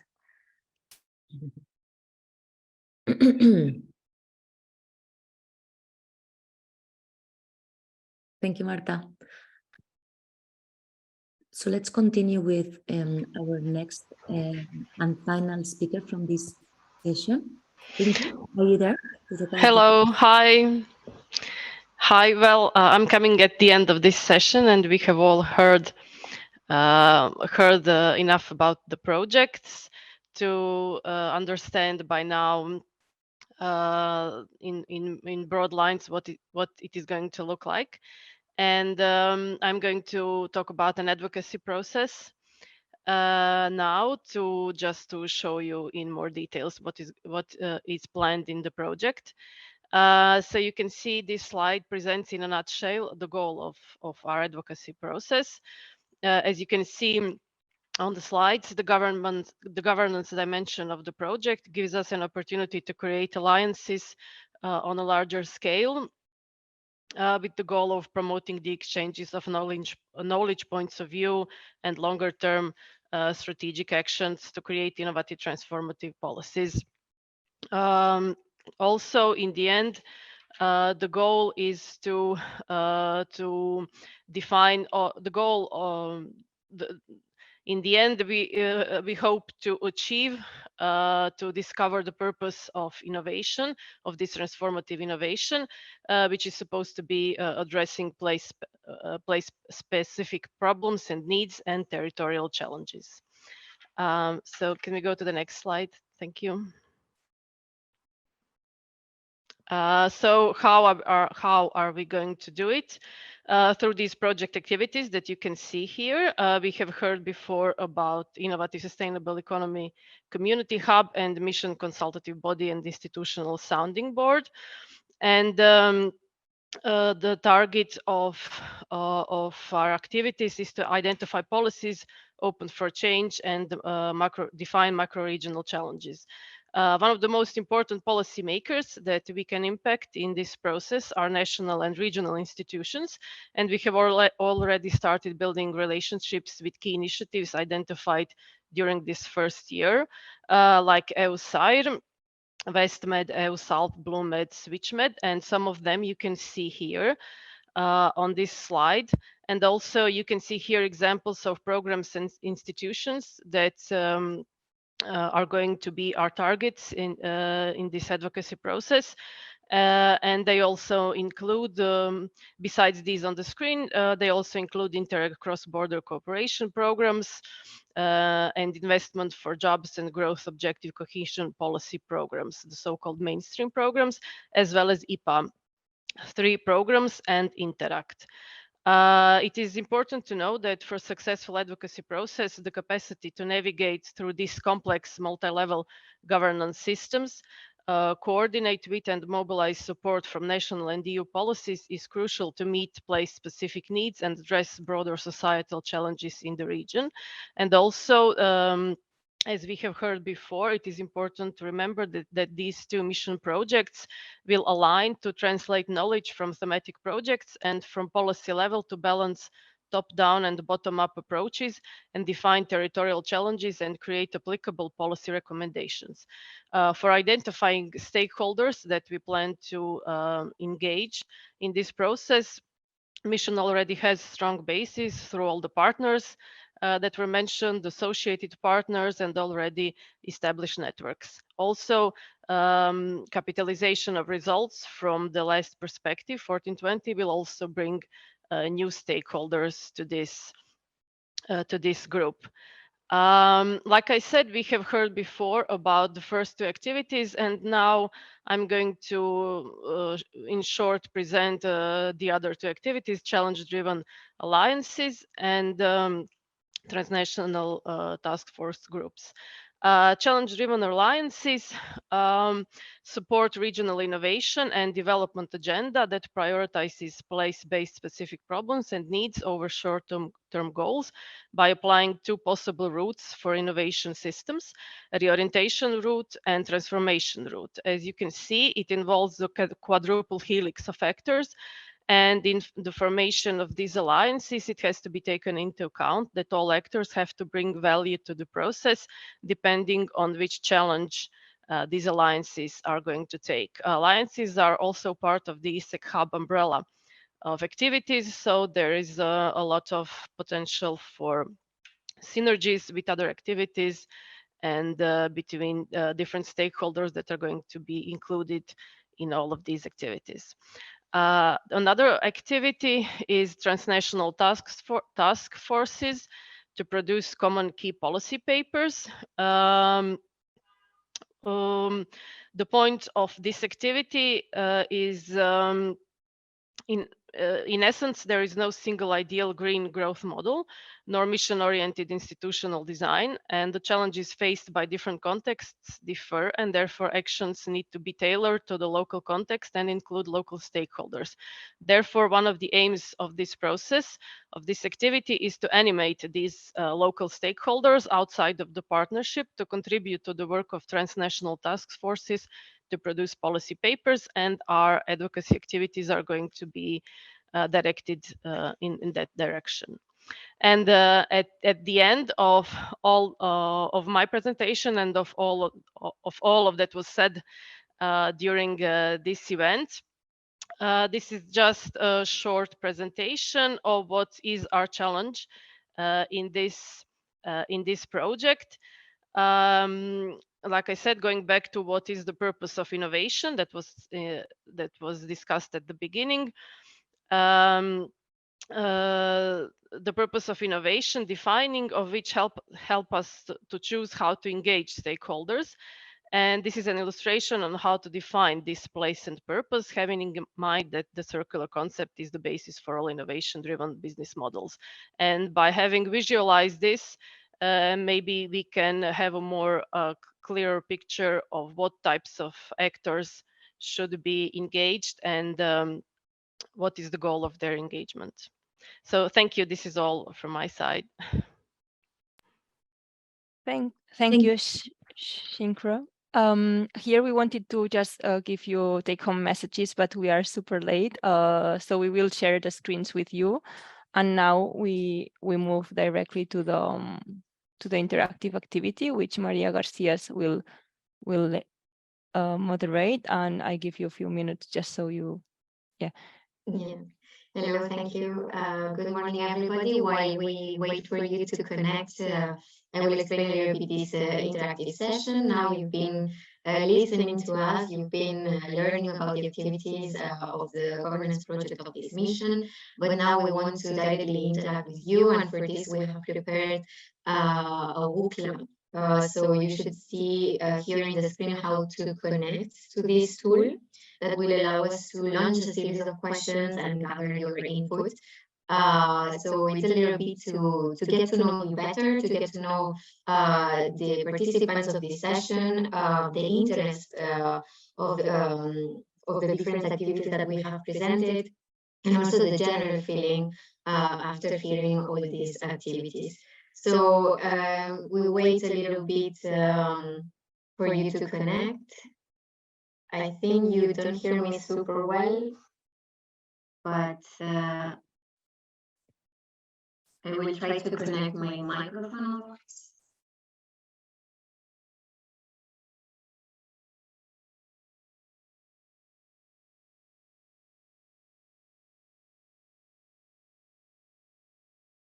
Do you hear me better now? Is it better? Yeah. Much better. Okay, perfect. Sorry about that. Well, I think this gave us a little bit more time for people to connect. So the first question is a simple ice-breaking question. We're asking you to click on the image about the mood state that best describes your general feeling regarding the mission that we presented. So you have in the vertical axis the energy level, and in the horizontal one, the pleasantness or attractiveness of our proposal. So we're not asking about the energy you have now, because of course, after 1 hour and a half or almost 2 hours of hearing about this, you might be a little bit low in energy, but how much motivated you feel regarding this mission, and how attractive the proposal looks like. I see that in general, we feel like high energy and attractiveness. Also, some people are a little bit more pessimistic, but well, it gives us a clue that we are, in general terms, in the positive side of this table. So thank you for this. Let's jump into the second question. Here we want to get to know you a little bit better.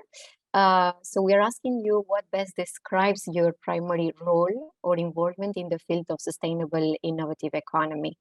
We ask you to just choose one answer, but of course other kind of categories that are not considered might apply to you, so also feel free to choose other. We see that there are quite some academic researchers and education actors following us.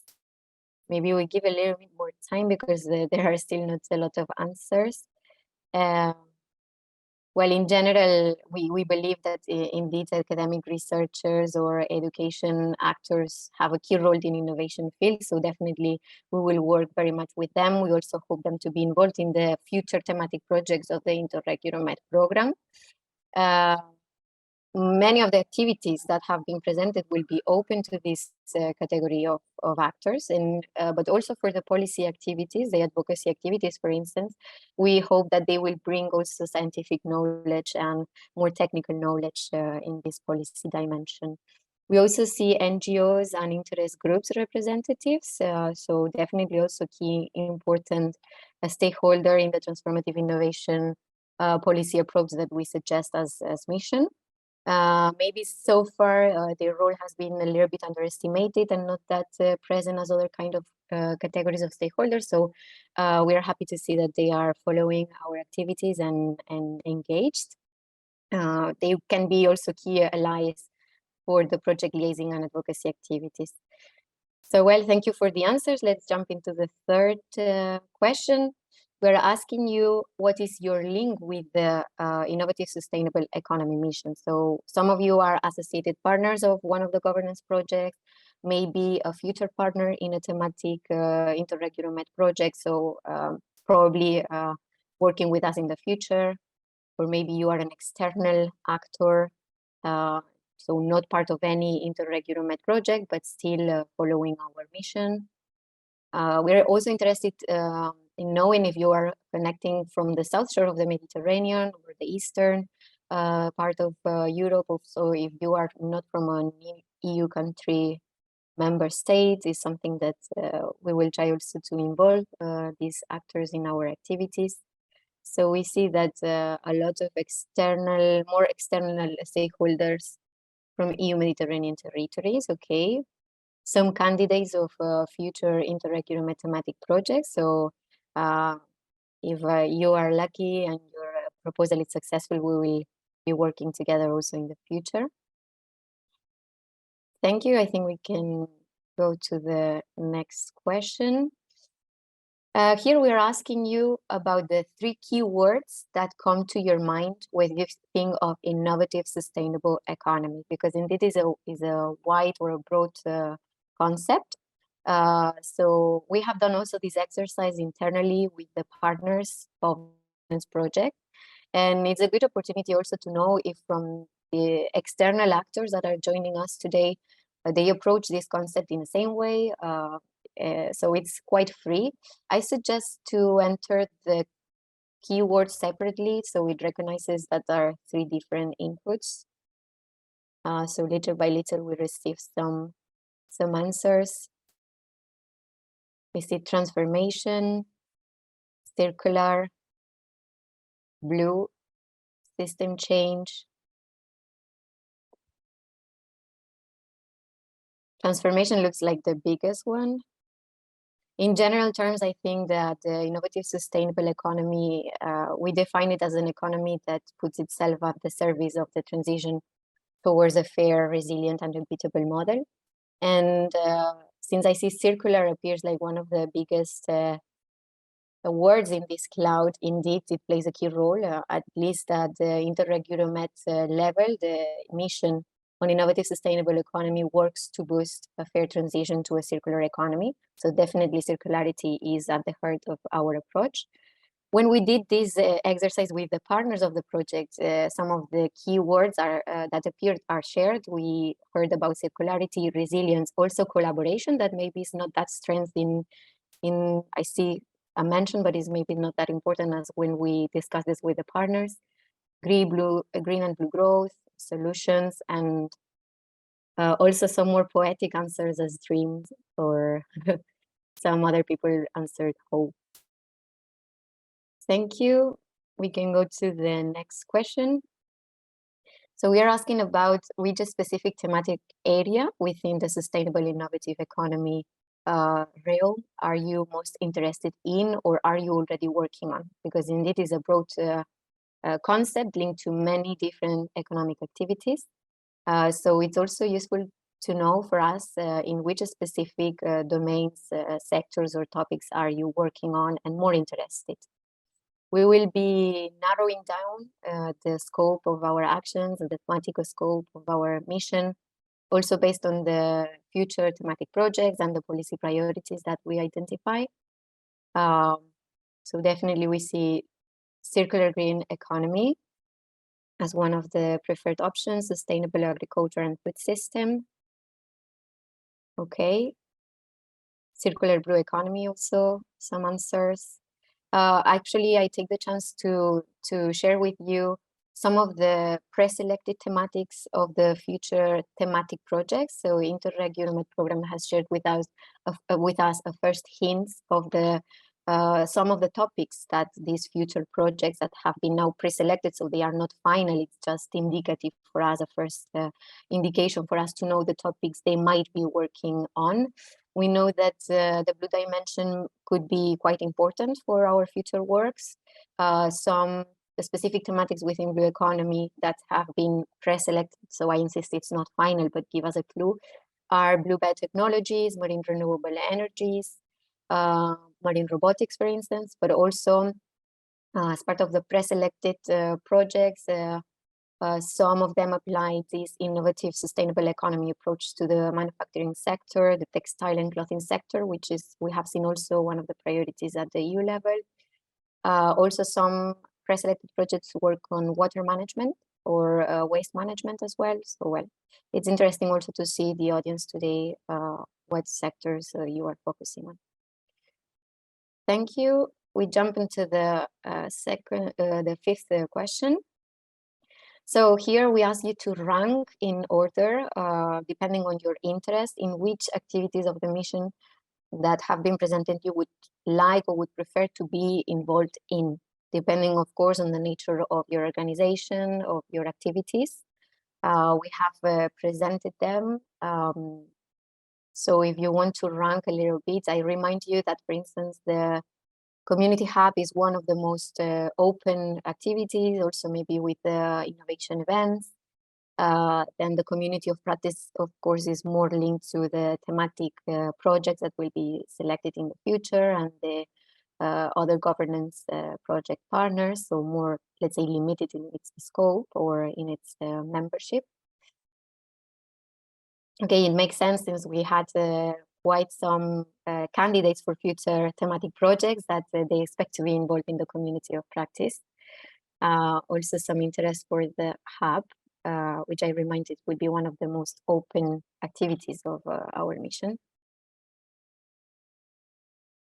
Also capacity building looks like one of the favorite activities.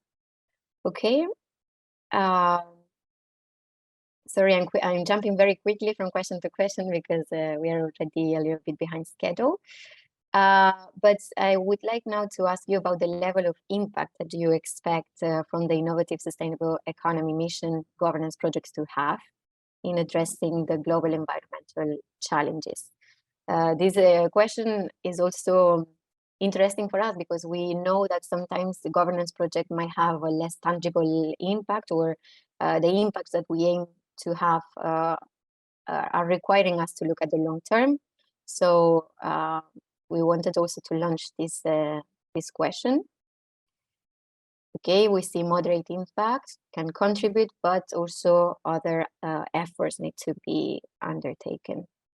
Okay, indeed, I think it was already clear through our presentations, but we expect to impact on improving the impact of what is funded by projects, by EU projects into public policies. So we will facilitate the uptake of the solutions and results. And definitely for this to happen, we need to ensure that the results are more relevant. And for this, they need to be aligned with the challenges in the territories, the policy priorities at the transnational, but also territorial level. And okay, I think we can go to the next one. Here we're asking about what kind of actions we could undertake and that you haven't heard about during our presentations to engage with you. Do you have any suggestion maybe for us? Do you maybe know existing communities gathering innovation actors where we should also take a look at and link with them? Maybe you would be willing to hear from us from social media, or just any suggestion you might have of how to engage with you from now on that you have heard about our activities. Let's see if we have any contribution. Otherwise, yeah, as I was saying, if you are aware after this today that you heard about this mission, if you know any other community of innovator actors in the Mediterranean that we should link with or take into consideration in our activities, just let us know. I think here it's too broad, this question maybe. Interact with universities and engage academic staff and students. Okay.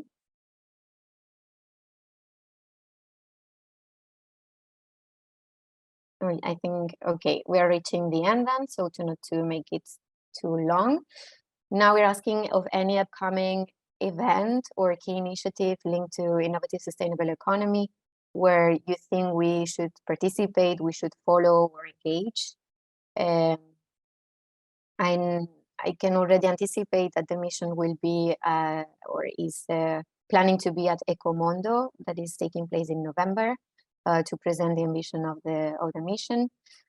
So also we'll be participating in a blue economy event in Ecomondo, so to explore also a little bit more this dimension of the mission.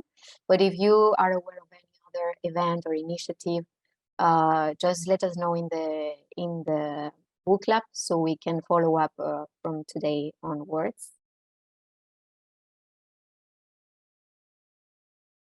Stakeholder engagement, capacity building, and expert-based training.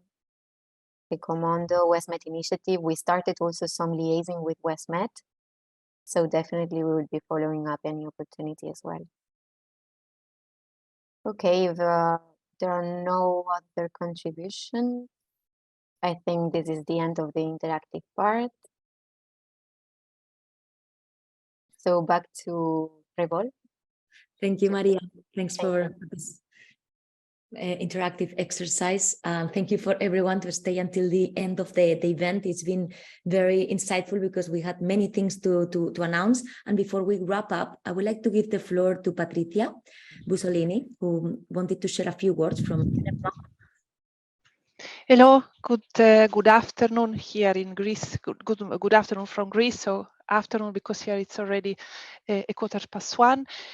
Thank you very much, first of all, for organizing this very interesting event. It was everything very clear and very concrete and practical, but also giving a policy perspective. I just really, before ending, I know we are a bit late, but I just wanted 2 minutes to share a couple of thoughts.